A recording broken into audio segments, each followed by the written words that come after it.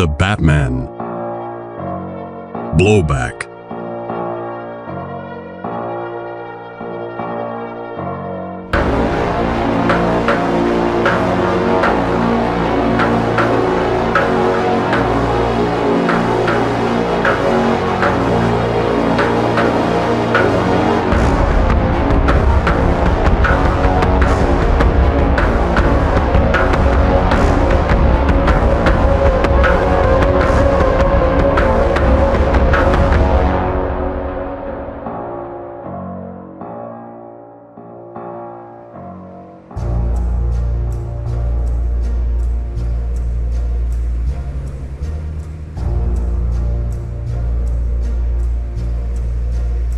Tuesday, January 23rd. More careful than the common murderer. Professional assassins are typically more difficult to incriminate on the basis of circumstantial evidence. The caution they tend to exercise in their profession, however, is informed by personal experience rather than knowledge of either forensics or, in the case I'm about to detail, physics. One of the remaining heads of the Moench crime family was arrested and put under felony indictment. So he contracted an assassin named Albert Runcible to eliminate the key witness for the prosecution. Shot once through the head at close range, witness became victim, leaving the upcoming trial in jeopardy. The murder occurred in the victim's bed. Its commission cold-blooded, methodical. A pillow pressed over the victim's face was used to muzzle the sound of the gun, thereby silencing the witness with a nearly noiseless shot. Passing through the pillow to enter the victim's head, the bullet had then exited to embed in the mattress. It was dug out and removed from the scene by the murderer. Convinced that no weapon could be tied to the crime by ballistics comparison or anything else, Runcible disposed of the bullet, but retained his gun. But his professional confidence transformed to arrogance and became his fatal mistake. Runcible was already suspected in a string of contract killings linked to the man under indictment, as well as to other organized crime elements. But mere suspicion is never enough, and no case could be convincingly made against Runcible.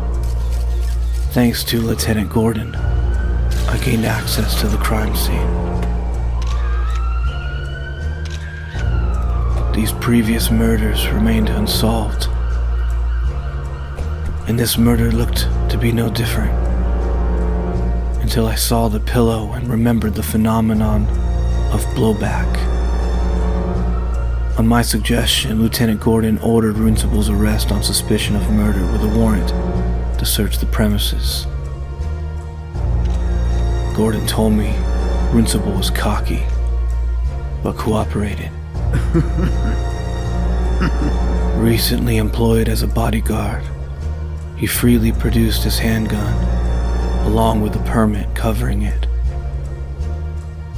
It had been recently fired, he admitted, but only on the target range.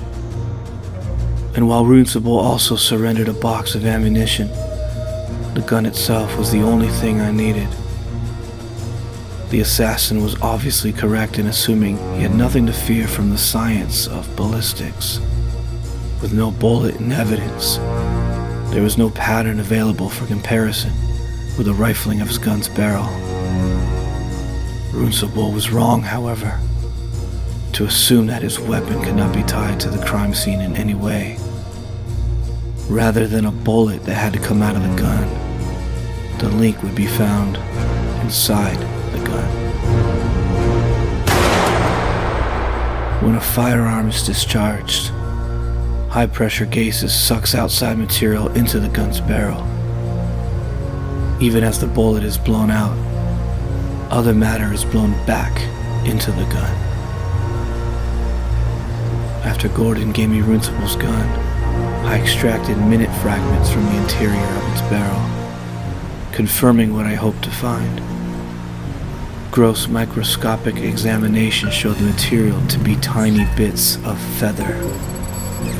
Mass spectrometry further established them as eider down, the same type of feather found inside the pillow from the crime scene.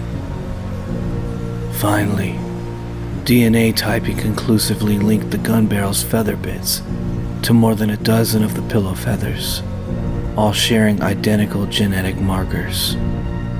The feather bits and the pillow feathers had come from the same individual bird.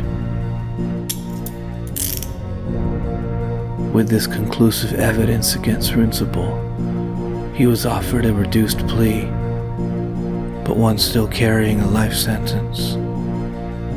And on advice of counsel, he agreed to cooperate.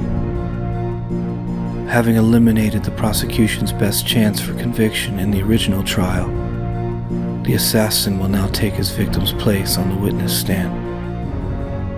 Runcible will, in fact, exert a different form of blowback by testifying against the very crime boss who hired him, now charged with an additional felony count. One crime thus became the motive for another, and murder turned one case into two, both now closed. It's a victory, but I can't get complacent.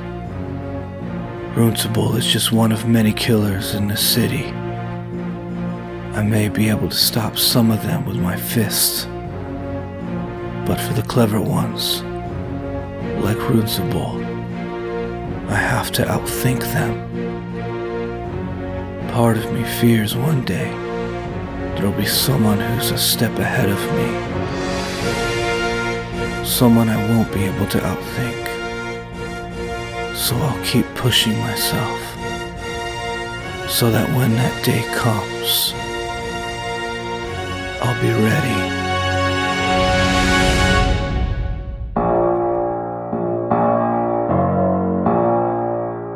The Batman, Blowback. Written by Doug Moench. Adapted by Ben Wan. Produced by New Verse Creative. Edited by Tim Maxwell.